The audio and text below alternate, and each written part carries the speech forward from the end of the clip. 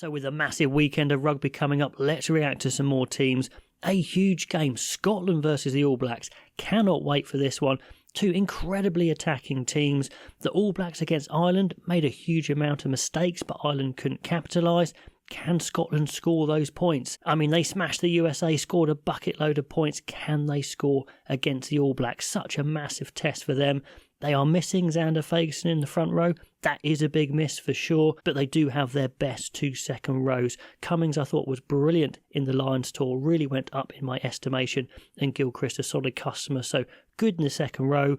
Easing Darge back into it there. He's on the bench. Normally he would start, so a rare start at 7 for Matt Fagerson. So Brown at 6 and Dempsey, who's in good form, at 8. So definitely a powerful back row. Maybe not the absolute best though. Now these matches are within the international window. Finn Russell comes back into that midfield to partner White once again. And Tuipulotu is partnered by Hutchinson. Now of course we've got Hugh Jones out. He's had an operation on his Achilles. Hutchinson, I always say, deserves more caps. Well, here is his chance. Two very creative players. Are they going to go together well, or will they be too similar maybe? Interesting there, but rate these guys both very highly.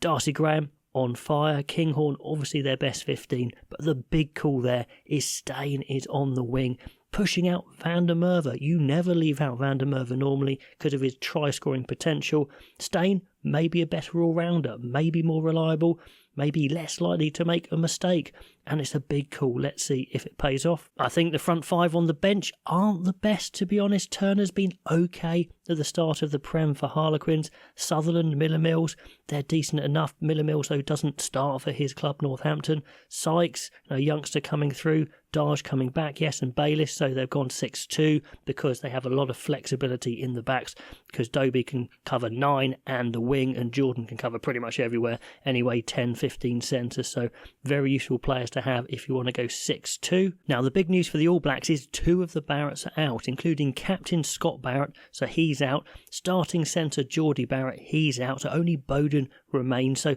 that is a bit of a blow. And in the second row, it's very inexperienced. You have the slightly slighter Josh Lord there alongside the big boy Holland, but both very young in locking terms. Up front is what they'd want, De Groot, Taylor, Newell, so that's spot on. And very interesting in the back row, Parker, who's been reliable, has been swapped out for the much more explosive Wallace Satiti. Not at 8, because Peter Lakai stays at 8 and Surveyor at 7. That is one of the most explosive back rows I think I've ever seen, to be honest. It's really exciting. Maybe not a massive mix in heights and builds and things like that, but still a very dangerous running back row. I think the Scottish back row is going to be hard pressed to match that.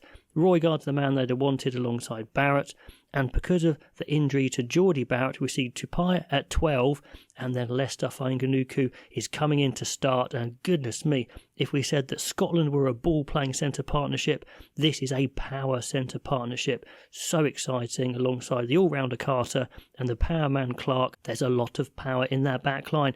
Is a lack of creativity going to be a problem? I mean, Fainga'anuku can get the offloads, but Tupai, Fainga'anuku, maybe not the long-range passers you might want that a Tuipulotu and Hutchinson may be. So is that going to be a thing? And then on the bench we see Darry come in, so incredibly inexperienced second rows in this game. Karifi covering the back row, and Proctor comes in to probably just watch Fainga'anuku take his shirt, I think, as Proctor had a good shot at it and maybe didn't make it his own. Mackenzie the impact back, so what a great game. Does Scotland have a chance?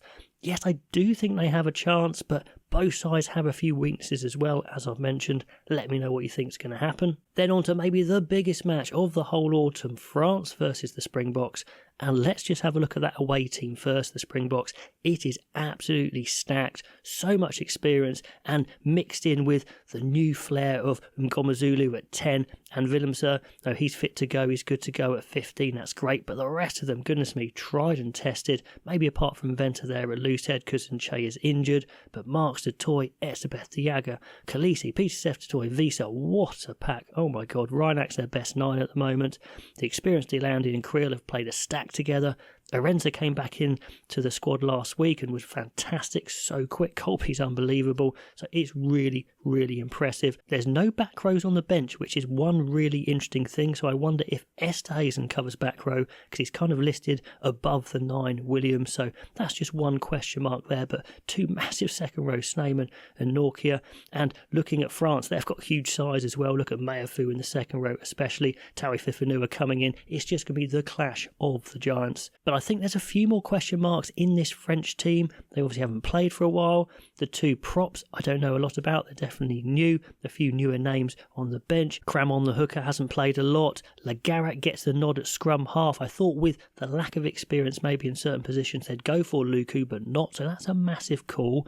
And we don't see Audrey to 8. There seems to be some sort of falling out, which can happen in French squads, although not for a while. So Gouliard starts at 8. So a little bit of turmoil there potentially. Not quite their strongest team, but I mean, look at Panot, look at Ramos. You've got Fiku, who's the captain. Biel Barry, obviously unbelievable, maybe one of the quickest wingers around. It's fantastic. I think I would probably tip the away side because of the more settled team. I just think it has a bit more cohesion, especially from the Rugby Championship as well. But it is going to be bruising, goodness me. Let's see how this game goes. Will it just descend into a straight slugfest?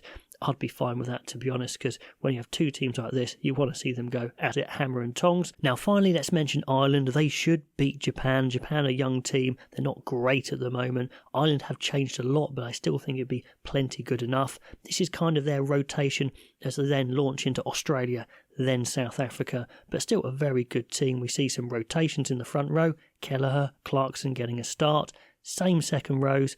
Baird is at 6 and looks like he's covering second row because no second row on the bench. We've got 2 back rows in Cian Prendergast and Conan. Both Prendergast on the bench because Crowley starts again. So that's a big call, trying to give him some time. One more good game for Crowley, and I thought he was good last week. Then he starts, I think, maybe both of the next 2 games. That'll be interesting. Does he start 4 in a row? You know, if you play him twice in a row and then drop him for Australia, that doesn't seem to make a lot of sense. So maybe a lot of game time for Crowley coming up. But a lot of change outside him. Henshaw and Tom Farrell, a new centre partnership. Stockdale getting a rare run on the wing. Tommy O'Brien was looking really good last match, so nice to see him have another start, and we'd like to see a bit more of Osborne coming into the line. 2 McCarthys, but not related, on the bench. Gus, the hooker. Paddy, the young prop. Now, we don't see Van der Fleer, which is pretty rare. The heir apparent for a while had been Cian Prendergast. I thought this would be a great time for him to start, but no, they're going for Timoney, who's a really good player, but at 30, he's not really the future, so that's a little bit of a strange one, I guess. Doris getting a start at 8 and is the captain as he works his way back up to full fitness. And Blade, Sam Prendergast and Jimmy O'Brien on the bench. So, it's a lot of rotation there. Players fighting for their places in these last 2 massive fixtures against Australia and South Africa. So that's my take on the teams coming up. We will have Wales and Argentina tomorrow, I think, for that Sunday game. So plenty more to come. Let me know all your thoughts down below. Do like, do subscribe. That would be amazing. And I'll catch you next time.